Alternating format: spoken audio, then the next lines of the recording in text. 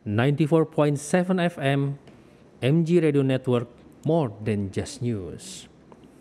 MG listeners, kita lanjutkan Intimate Sharing Session malam ini. Masih bersama saya Iskandar Blade dan rekan saya GI. Kini kita masuk ke segmen tokoh-tokoh di dalam negeri yang berpengaruh, menginspirasi, dan juga mumpuni di bidangnya.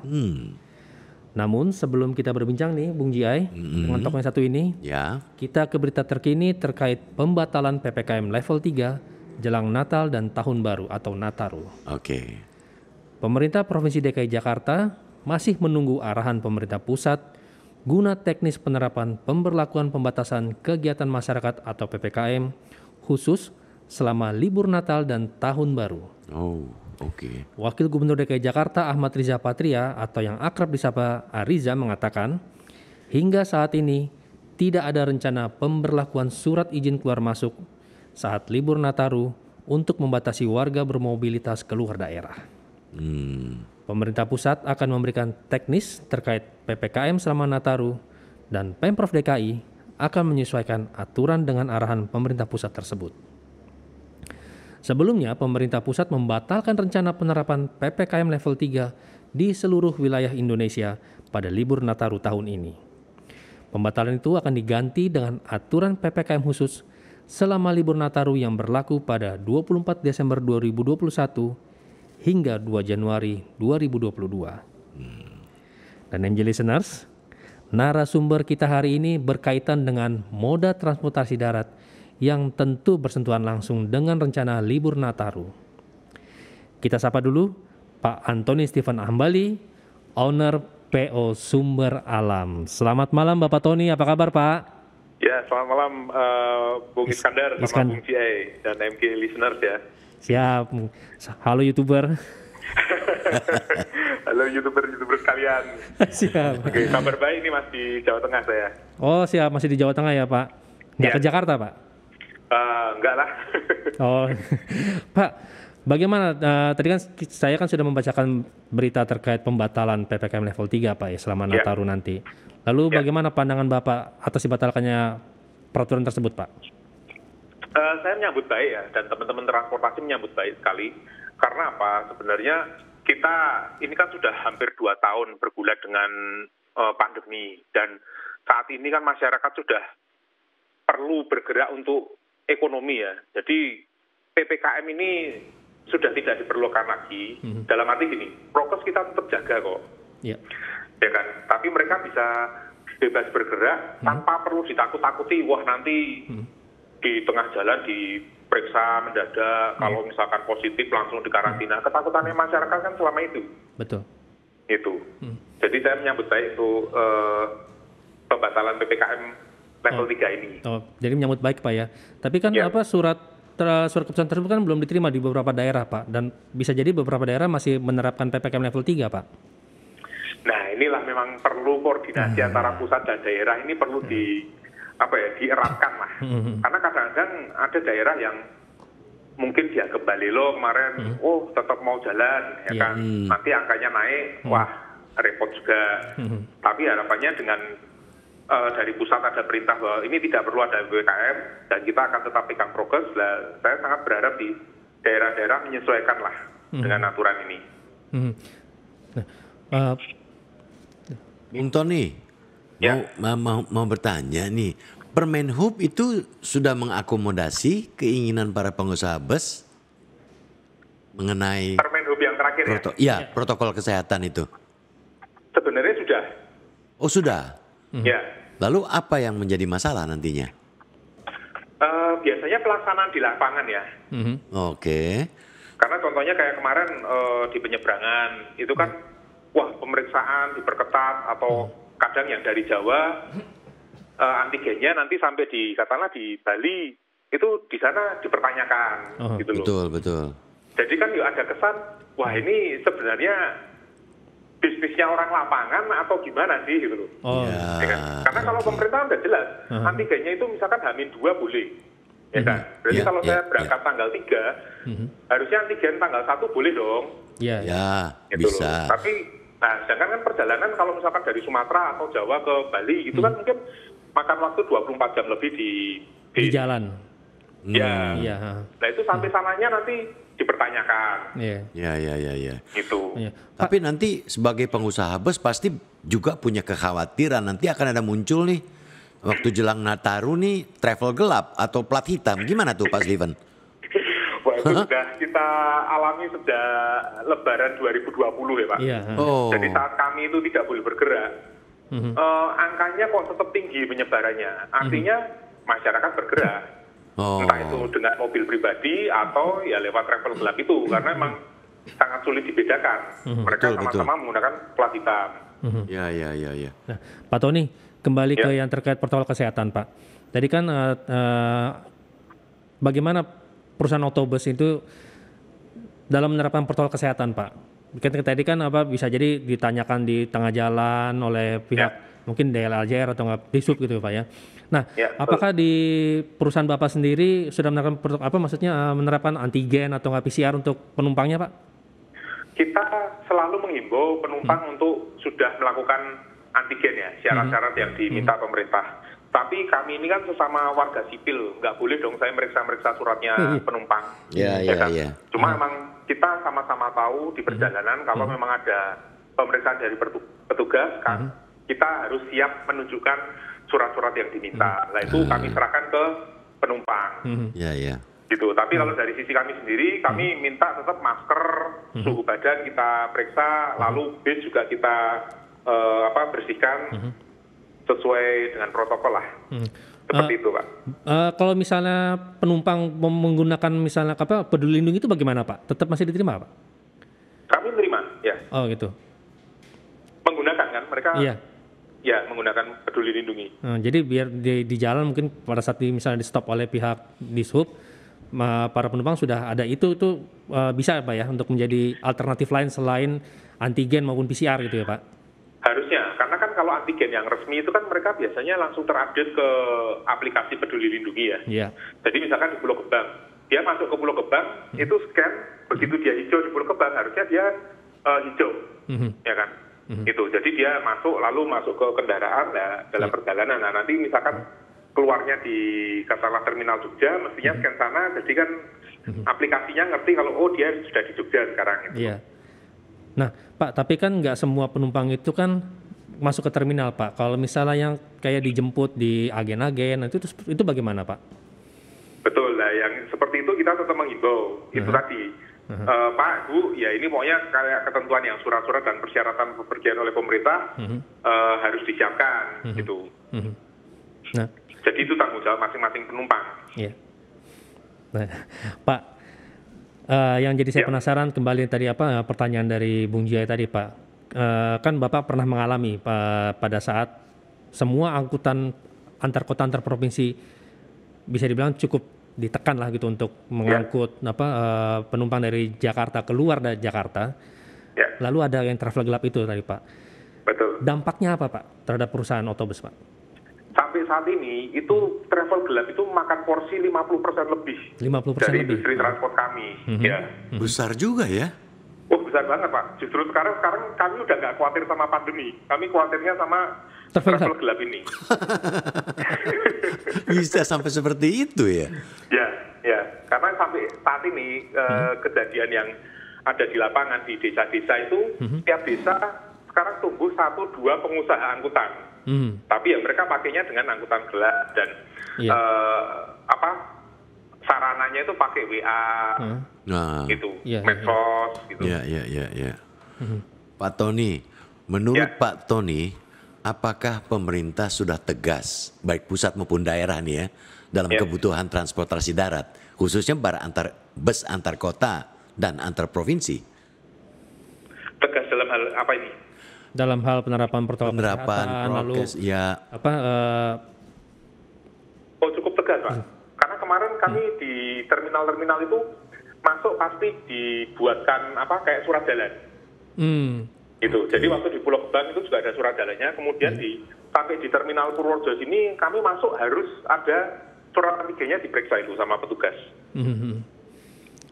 Sudah jadi bisa dibilang para penumpang aman Pak ya untuk berjalan gitu Pak ya. Betul. Iya.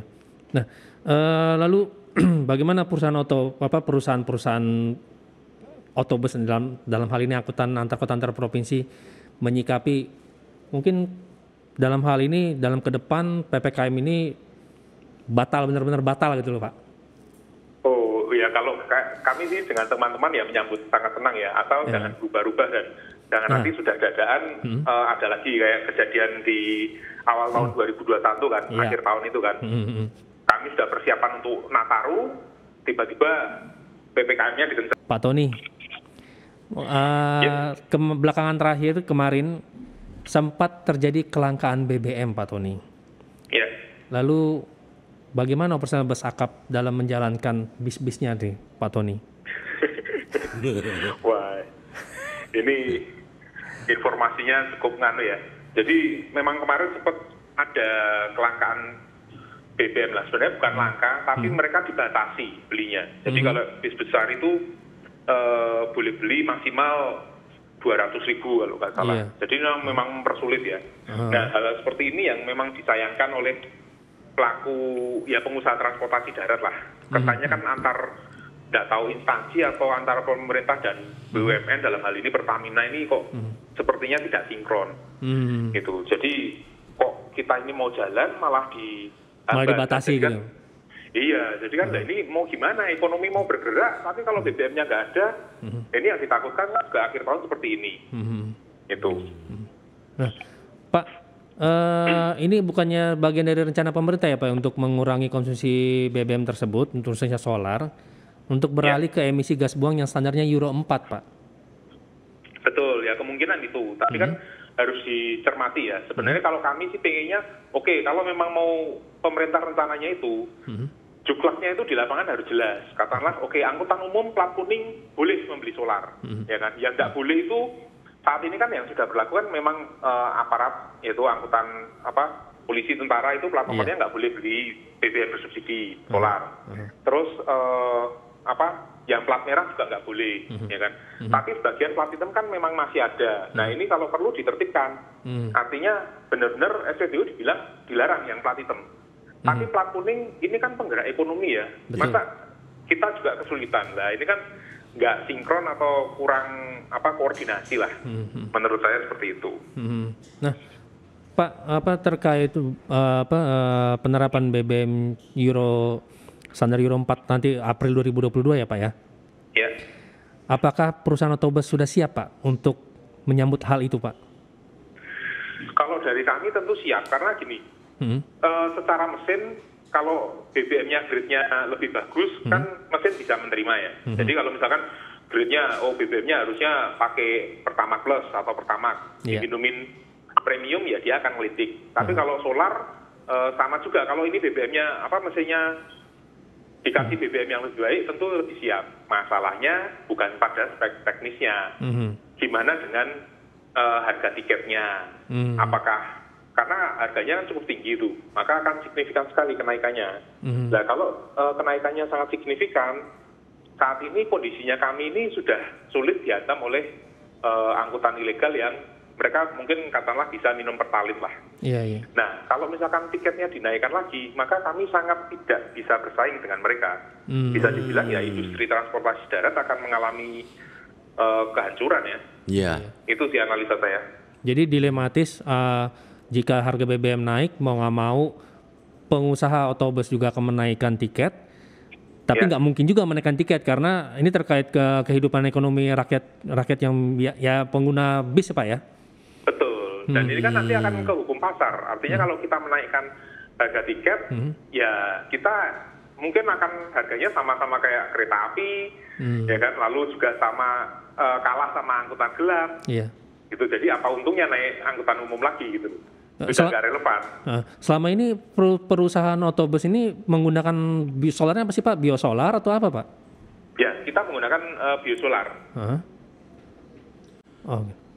Pak Tony, menurut Pak Tony, apakah infrastruktur ini dalam mendukung transportasi darat sudah baik Pak?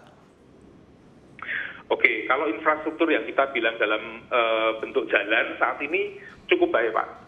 Bahkan bisa dibilang baru kali inilah sebenarnya waktu tempuh transportasi darat itu bisa bersaing dengan kereta api, bahkan dengan moda udara. Oke. Karena kalau kita ke airport sekarang harus kalau Jakarta lah ya katakanlah persiapan 1 jam menuju airport, ya kan. Kemudian di airportnya 1 jam sekarang udah lebih karena harus antri verifikasi surat antigen dan lain-lain. Katakanlah 1 jam berarti sudah 2 jam kan. Flight katakanlah ke Semarang itu sekitar 1 jam. Lalu dari Semarang ya katakanlah ke rumah 1 jam itu sekitar 4 jam. Nah ini hampir sama waktunya dari Jakarta ke Semarang saat ini 4-5 jam. 5 jam lah naik kendaraan umum bis gitu. Karena infrastruktur yang sudah bagus. Sudah bagus ya. Betul. Jadi sebenarnya di masa ini transportasi darat bersaing dan kita sedang lihat bis-bis sekarang ada yang sleeper, ada yang lux, macam-macam lah. Trans Jawa itu kan banyak pilihan. Pak Tony, saya ingin bertanya nih. Ini ngomong-ngomong pengusaha bus. Ya. Sejak kapan Pak Tony berkecimpung di dunia perusahaan bus dan mengapa bus? Oke, jadi saya mulai masuk, sebenarnya kalau di dunia bis ya karena ayah saya sudah dari dulu ya, jadi dari kecil kami memang lahir di komunitas inilah, di iklim bisnis ini. Ya. Tapi saya mulai terjun di bis ini sejak 2001. 2001? Ya, 2001 sudah mulai bantu full time ya. Wah, udah kawakan dong ini. Ya lumayan lah Pak. Jadi itu suka dukanya kayak apa sih? Itu bisa di-share nggak dengan kita punya pendengar nih? Oh bisa, kalau suka dukanya, kalau sukanya jelas ya, kalau kita bisa sukses menghadapi kayak musim-musim lebaran atau di mana kita bisa memenuhi permintaan agen itu kan pasti suka ya, karena ya selain nilai nominal tentu ya kepuasan batin lah kerjanya sukses. Betul. Tapi itu juga duka yang mengiringi. Jadi pernah yang Kapanari itu sebelum jalur tol ini ada, itu kan pemerintah bikin jalur double track Pak. Betul. Di Pantura sana. Jadi banyak yang Pantura itu beralih ke jalur selatan. Nah, jadi kemacetan itu sangat panjang. Suatu lebaran itu kami pernah mengumpulkan penumpang itu jam 2 siang. Itu jam 8 malam itu masih kurang 10 bis yang belum diberangkatkan. Wow. Dan itu sekitar 400 orang marah semua. Waduh. Itu pengalaman yang cukup menegangkan, tapi ya bisa diatasi lah. Akhirnya saya tetap ada dan saya nemuin mereka langsung. Lalu kita kasih pengertian, jalan ini masuk kan bukan keinginannya kami. Jadi waktu itu parah banget sampai Jakarta Kutoarjo PP itu 72 jam.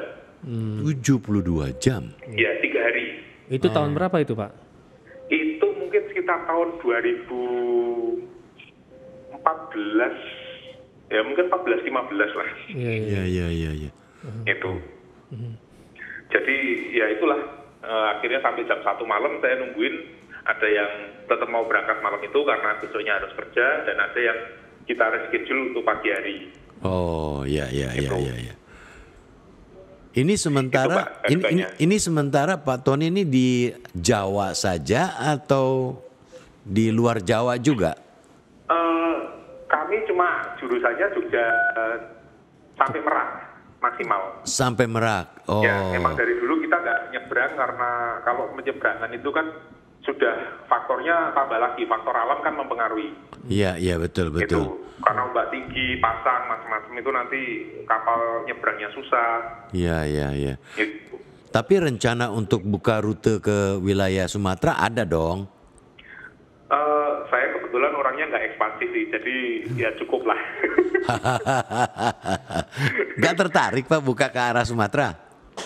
Enggak, karena memang tantangannya ini, dunia transportasi itu terus berkembang ya. Dan saat ini memang kendalanya itu banyak disrupsi dari moda lain. Nah ini yang perlu kami cermati dulu, apalagi ada pandemi ini kan. Jadi ini kita memang mesti lihat ke depannya apakah masih efektif menggunakan unit bis besar atau kita harus berganti ke unit yang lebih kecil, mengikuti keinginan pasar gitu Pak. Oh, sudah berapa banyak armada yang dioperasikan Pak? Kami saat ini ada 100 unit, tapi yang berjalan mungkin yang siap operasional ya tinggal 50% ya, karena saat ini pun yang kami operasikan cuma sekitar 20 unit tiap harinya. karena masa pandemi ini. Oh, oke. Tapi selama sebelum pandemi operasi semua tuh Pak? Selama sebelum pandemi kami sekitar 50 unit lah per hari. Itu. Yeah. Untuk kelas apa aja Pak ini? Eksekutif kah atau kan banyak nih Dulu PO-PO? kami cukup lengkap tuh. Ada yang mulai dari AC ekonomi, yaitu AC, jobnya 23. Lalu ada yang patas non AC, itu jobnya 22, tapi nggak ada AC-nya.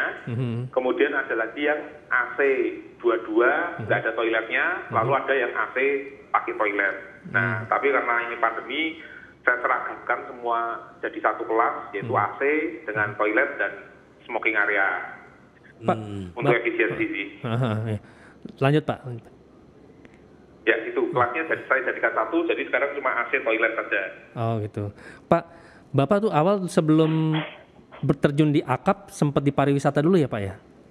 Enggak, kami lahir perusahaannya langsung dari Langsung akap. Karena dari tahun 75 ayah saya melayani Jogja Jakarta itu saat terminalnya itu masih di lapangan Banteng ya kayaknya. Sebelum Pulau Gadung malah. Setelah Pulau Gadung baru tetap masih di akap Pak ya, tidak. Ya. Nah, betul. Pak, banyak kan sekarang bus-bus pariwisata itu akhirnya harus ekspansi ke akap Pak ya. Ya, betul. Nggak merasa tersaing ya Pak? Enggak lah, itu kan teman-teman kita juga. Kemarin kan memang sangat susah kondisinya, sehingga walaupun secara surat-surat mereka belum lengkap, tapi kita juga sudah berunding dengan kementerian juga, ya karena kemanusiaan lah, kita tutup mata juga dan istilahnya supaya teman-teman yang wisata ini bisa jalan. Kalau enggak, wah itu kondisinya memang benar-benar susah ya, itu. Jadi justru bis-bis pariwisata ini lebih terpukul Pak ya dibandingkan sama bis akap yang berjalan sekarang Pak ya, selama pandemi Ya. atau? Betul. Betul. Nah, lalu bagaimana Pak menyemangati teman-teman yang bis-bis pariwisata ya mungkin mencanangkan udah ayolah ikutlah terjun ke antar kota antar provinsi atau tetap aja di pariwisata gitu loh Pak? Wah ini pertanyaan susah. Yang kita ingin menyemangatinya supaya tetap jangan menyerah lah. Karena kan memang gimana pun juga namanya rezeki kalau kita berikhtiar kan pasti ada jalan. Ya kan? Cuma memang ya tidak langsung frontal kita bilang udah masuk jalur saya aja, nggak gitu juga. Karena tiap-tiap orang kan memang pasarnya ada sendiri-sendiri dan wisata itu saat ini mulai jalan dengan sebenarnya ngambil keunggulan mereka itu bisa masuk ke kantor, ke tengah kota, di mana kami ini akap harus di terminal. Nah, jadi sebelum pandemi pun itu sudah banyak, mungkin kalau Bapak lihat di daerah Medan Merdeka itu kan perkantoran banyak itu. Nah, itu kalau Jumat sore, itu ada beberapa bis yang parkir di sana. Karena pegawai ya kantor itu banyak yang nyarter bareng-bareng, jadi mereka yang ke arah Solo misalkan, lewat Semarang, ya kan ada yang Solo, ada yang ke Jogja. Nanti minggunya mereka pulang lagi pakai bis pariwisata itu lagi dari Jogja ke arah Solo, lalu naik ke Semarang, lalu pulang ke Jakarta. Dan itu sudah berlangsung beberapa waktu. Jadi itu juga keunggulannya bis pariwisata sih. Mereka bisa masuk sampai ke kota. Kalau kami kan harus masuk selesai di terminal. Itu. Pak, Bapak kan mungkin sumber alam lebih kalau yang saya sempat baca di beberapa artikel dan YouTube-nya Bapak sendiri yang high YouTuber itu Bapak lebih sering Jogja Jakarta Pak ya? Betul. Tidak mau ikut dengan seperti perusahaan lain yang buka trayek Banyuwangi atau enggak Surabaya gitu Pak? Saat ini kondisinya kan memang berbeda-beda ya, tapi dari yang saya cermati, kita mesti fokus di jalurnya kita sendiri, harus kuat dulu sebelum kita ekspansi. Apalagi di masa pandemi ini, membuka jalur itu sebenarnya, kalau orang bilang kan, orang Jawa bilang babat talas lah, artinya kita modal dulu keluar. Jadi penumpangnya belum kenal, mungkin satu bis isinya cuma 5-10 orang, lah itu kan mau jalan sampai berapa lama. Sedangkan di masa pandemi ini kan kita untuk cash flow dan lain-lain harus perhatikan dengan serius ya, maksudnya cukup intens. Jadi kalau kita saat ini belum ada biaya untuk ekspansi. Itu. Emang untuk membuka trek itu ada biaya yang harus dibayarkan Pak ya? Ya, Untuk administrasi operasional ya? sih sebenarnya. Aha. Ya, karena kalau misalkan kita jalan ke, katakanlah saya mau buka jalur ke Jawa Timur, ke Banyuwangi, itu kalau misalkan nggak nutup, lalu setiap kali jalan kita harus subsidi, mungkin beberapa 1-2 juta, itu kan ya lumayan juga dalam kondisi Iya. saat ini, itu sangat berarti gitu loh. Iya, iya betul, betul.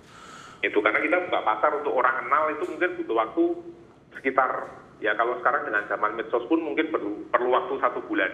Iya. Saya buka jalur lewat utara dari Jogja ke arah Jakarta lewat Trans Jawa, itu perlu waktu 2 bulan untuk dikenal.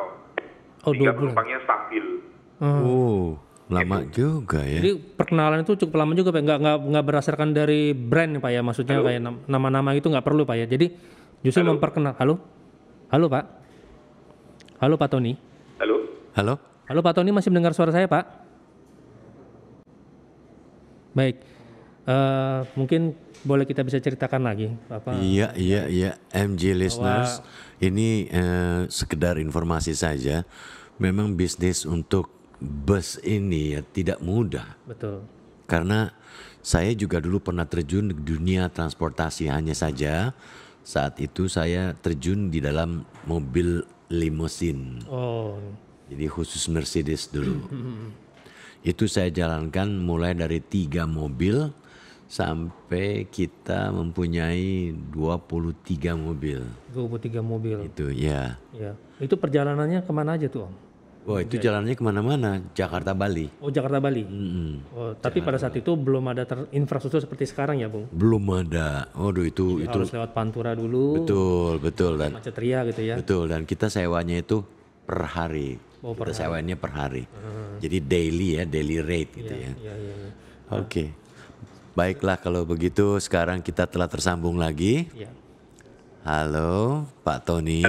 Halo Pak Tony, mohon maaf terputus Pak. Iya tadi kena ada lampu merah tadi Pak Tony. Oke, siap. Iya. Pak Tony, ini ada pertanyaan. Saya mau bertanya nih, bus itu kan banyak yang zaman sekarang itu bus disewakan untuk kayak luxury bus gitu untuk piknik 10 orang, 15 orang. Betul. Itu yang ada AC, ada karaoke, ada macam-macam ya. Ada itu Pak Tony punya yang seperti itu juga? Kami ada 1 unit yang seperti itu. Oh. Jadi ada sofanya, ada pantry-nya. Iya, ada pantry-nya, betul. Betul. Oh. Disewakan untuk kemana Pak tujuannya Pak? Itu kalau pariwisata bebas ya, kemana aja bebas. di seluruh Indonesia sih kami izin operasinya. Tapi base-nya di mana? Di Jawa atau di Jakarta? Kalau base-nya ada di Jawa. Oh, Tapi dia- kami siap kirim untuk misalkan ke Jakarta, itu kami siap juga. Oh begitu. Itu biayanya berapa? Misalnya kita mau berangkat dari Jakarta mau ke Jogja Wisata gitu ya. untuk wisata satu keluarga Ya. 20 orang misalnya. Itu hitungannya kami per hari sekitar 5 juta. Oh, 5 juta. 5 Nah, kalau juta. dari luar Jawa Tengah minimal 3 hari ya pemesanannya. Minimal 3 hari. Ya, Oh itu sudah termasuk makan dan minum ya? sudah. Oh belum. Kalau makan minum kan pesertanya tinggal mau main kemana. Tapi sudah termasuk solar, sopir, dan tol. Tol. Oke. Jadi tol oke, itu oke. sudah ditanggung di situ ya Pak, bukannya kita sebagai penumpang yang bayar lagi tolnya gitu enggak ya? Enggak. Nah, iya. Nah, Pak Tony. Pak Tony kan saya ada lihat di YouTube nih Bung Juai. Iya, iya. YouTube-nya Sumber Alam ini Ya. punya bis yang sempat dibawa ke BPPT ya Pak. Betul. Nah, apa Pak yang didapat dari ilmu tersebut Pak untuk terkait bis tersebut Pak? Ya. Yang dibawa ke Jadi, BPPT. bis itu kami kembangkan saat pandemi ini. Memang waktu itu pemerintah juga bingung kan, ini gimana transportasi jalan kalau menyebarkan pandemi, kan mereka pusing juga. Jadi saya bersama Laksana dan tim dari Udip, kita mengembangkan bis yang namanya Biosmart and Safe Bus. Biosmart, iya. Di mana di dalam itu direkayasa sedemikian rupa sehingga aliran udaranya itu lurus dan virusnya disaring. Nah, untuk itu pengujiannya memang kita harus bawa ke BPPT karena di sanalah tempat yang bisa menguji dan itu sudah diuji klinis, dikasih bakteri yang sifatnya sama kayak virus, kemudian bis itu dinyalakan dan ternyata setelah dicek itu dalam setengah jam penurunannya virusnya itu sangat signifikan. Sehingga diharapkan ini aman untuk melakukan perjalanan ya. Iya, iya. Itu bis tersebut sudah dipergunakan untuk akap atau hanya sebagai contoh aja, Pak? Sudah saya gunakan untuk akap. Oh, nanti akan akap? Ya, sudah jalan itu dari tahun 2020 akhir ya. Oh, sudah jalan, Pak ya? Oh, masih baru ya. ya. Sudah jalan. Ya, dengan bodi SR2 Laksana, Pak ya? Betul. Saya gara-gara lihat YouTube Busmania saya jadi tertarik dengan sebuah bus.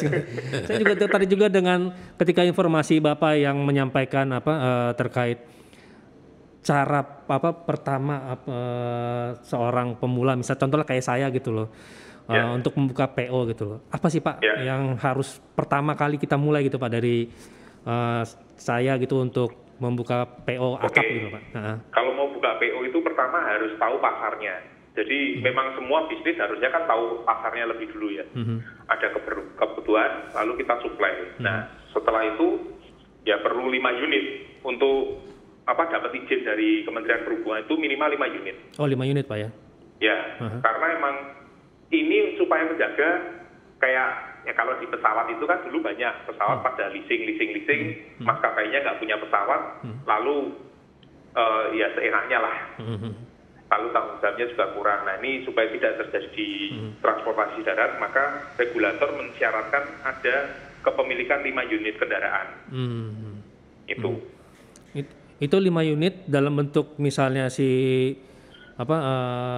pengusaha baru ini baru, unitnya baru atau unitnya bisa unitnya kalau memenuhi tahun operasional.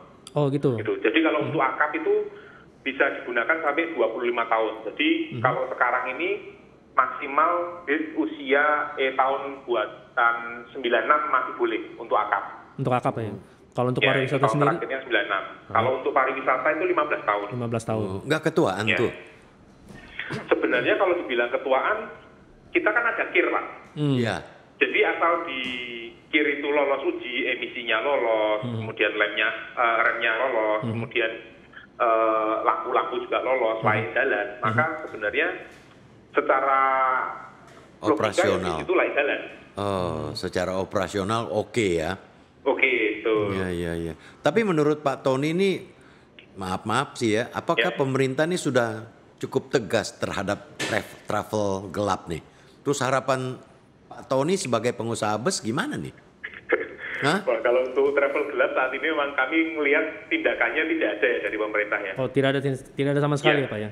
Karena memang mereka susah di luar radar. Jadi gini, Bung Jaya dan Bung Iskandar kalau saya boleh jelaskan. Saya kalau kan punya plat kuning itu, ya kan? Jadi kalau saya melanggar trayek, petugas itu dari plat nomor saya itu bisa ngecek ke satu sistem yang namanya Spiona, punyanya Kementerian Perhubungan.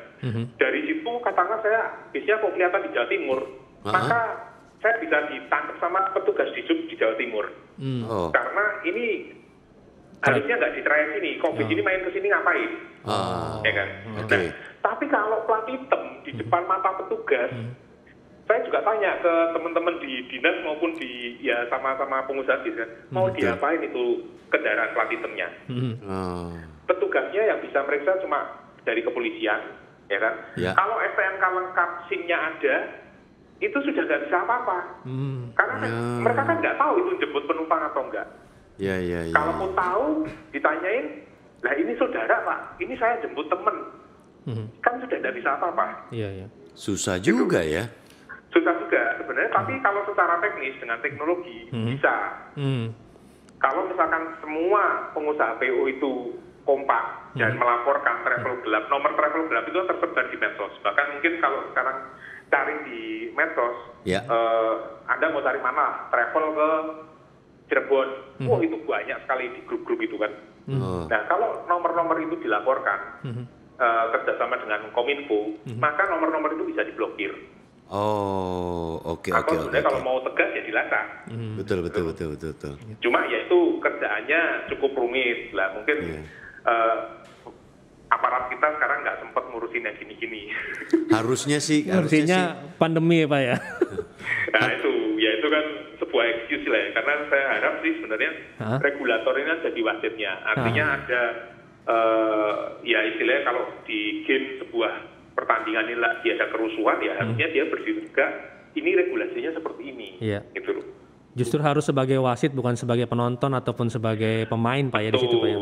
Nah, apalagi kalau masuk sebagai pemain, wah itu berat itu. Tapi kan sebagai pengusaha bus semacam seperti Pak Tony ini, bukankah bisa mengusulkan atau memberikan ide kepada Kominfo atau regulator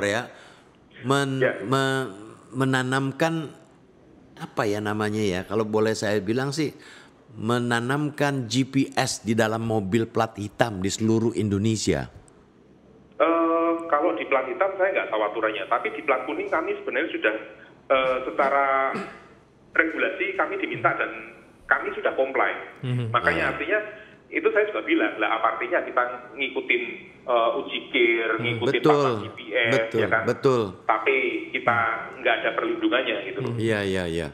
Tapi saat ini kami sedang menggodok dengan Kemenhub, baru menggodok aturan-aturan untuk menanggulangi travel gelap ini. Karena kalau dengan meletakkan atau menempatkan GPS di mobil yang plat hitam itu bisa terkontrol. Betul. Jadi, tapi kan artinya pergerakan Bapak kalau misalkan plat hitam, katakanlah Anda tidak untuk travel gelap, apakah Anda mau pergerakannya diketahui? Itu juga. Nanti kalau dicek istri kan susah. Nah, itu tergantung penggunaannya dong. Penggunaannya untuk apa nih? Kalau memang ini buat bisnis, nah itu bisa dilacak. Tapi kalau untuk yang aneh-aneh ya nggak tahu deh ya. Ya. Tapi soalnya memang regulasinya masih susah ya, karena saat ini dengan angkutan online pun perorangan bisa mendaftar ke aplikasi lalu menjadi pengusaha angkutan. Gitu. Ya, agak sulit juga ya. Ya, Pak Tony. Ya. Pak Tony sebagai pengusaha bis, salah satu pengusaha bis juga di antara sekian banyak pengusaha bis baik dari Jawa maupun Sumatera. Ada nggak Pak niatan untuk merambah misalnya ke bisnis lain gitu loh Pak? Ke bisnis lain ya? Iya, ke ya bisnis tentu lain. ada, tapi memang kami ini kan dilahirkan di bisnis transport ya. Jadi selama ini kepikirnya ya selalu yang terkait dengan transport. Iya. Itu. Nah Pak, kan baru minggu lalu ada salah satu PO yang merilis armada terbarunya Pak ya dengan 8 unit. Sumber alam ada nggak Pak untuk meremajakan armadanya Pak? Untuk tahun ini, tahun lalu kita meremajakan armada. Jadi tahun 2020 walaupun pandemi kami tetap meluncurkan permajaan. Tahun ini kami wait and see. Oh, wait and see. Ya. Karena itu kebijakannya ini mau seperti apa, lalu penanggulangan yaitu ketegasan di travel hitam seperti apa. Artinya kalau memang tidak ada perlindungan, ya kan sepertinya udah industrinya sunset ini. Iya. Wait and see terkait yang peraturan Euro 4 itu Pak? Bukan, masalah travel gelap. Travel gelap. Masalah travel gelap ya, karena seperti yang Anda lihat, angkutan taksi dengan taksi online itu angkutan taksi di seluruh kota-kota besar rata-rata gulung tikar. Maksudnya? Ya kan? Gimana Pak? Hilang? Ya, karena angkutan taksi ini kan tidak, ya istilahnya tidak ada keberpihakan pada taksi. Dan kalau diserahkan ke pasar maunya yang murah dengan angkutan online. Betul. Ya kan? Betul. Padahal sekarang setelah taksinya habis, angkutan online itu ya nggak murah-murah banget loh. Benar. Gitu loh. Jadi inilah yang saya bilang, harusnya regulator melihat ini, sudah ada pengalaman di industri taksi. Lalu gimana dengan bis? Itu. Yeah. Nah, Pak, mungkin pertanyaan terakhir saya Pak untuk Pak Tony Pak. Apa harapan Pak Tony untuk transportasi darat, terutama bis akap ini Pak? Di saat ini ya? Iya. Harapannya tuh pemerintah kalau mengeluarkan regulasi itu yang jelas, termasuk ke petunjuk pelaksananya. Jadi ngasih solusi jangan cuma kayak kemarin awal pandemi, nggak boleh bergerak titik. Iya. Padahal harusnya saya bilang kalau angkutan orang itu naik angkutan umum, saya sudah waktu itu sampai sempat bilang ke Pemda juga, dibuat poskonya, katakanlah orang yang mau mudik ke Purworejo, saya bikin Pemda Purworejo bikin posko di Pulau Gebang, cuma boleh naik katakanlah angkutan putra daerahnya sama Sumber Dalam, oke, berarti dari Pulau Gebang ke Purworejo naik Sumber Dalam, tidak boleh berhenti di manapun, ya kan? Maka orang akan hanya di dalam bis itu, dan kalau ada suspek, katakanlah ada yang positif atau gimana, saya bisa memberikan semua kontak orang yang di dalam bis saya. karena saya punya datanya kontaknya lewat tiket kan, karena sudah e-ticketing itu. Nah, jadi harusnya regulator memikirkan teknisnya sampai seperti ini, jangan cuma biar nggak menyebar, oke berhenti stop PPKM. Nah ini kan nggak menyelesaikan masalah. Harapan saya sih itu aja ke regulator. Oh iya, baik, Bung Jay, baik, Pak Tony. Ya. Terima kasih atas waktunya, sudah meluangkan waktunya ke live dengan kami di MG Radio Network, Pak. Ya, sama-sama. Saya senang bisa berbagi di sini. Ya, saya tetap selalu kalau setiap kali saya melihat YouTube-nya Pak Tony ini ada kata-kata terakhir. Apa Pak kata-kata terakhirnya Pak? Biasanya Pak setiap kali penutupan YouTube-nya. Tetap semangat, tetap hidup. Tetap hidup, ya. Tetap hidup. Harus survive ya Pak. Itu hanya pas pada saat pandemi Pak ya. Ya. Siap. Baik, Pak Tony, terima kasih atas waktunya Bapak. Ya. Salam sehat selalu dan sukses untuk Sumber Alam Pak. Terima kasih. Terima kasih. Selamat malam. Selamat malam Pak.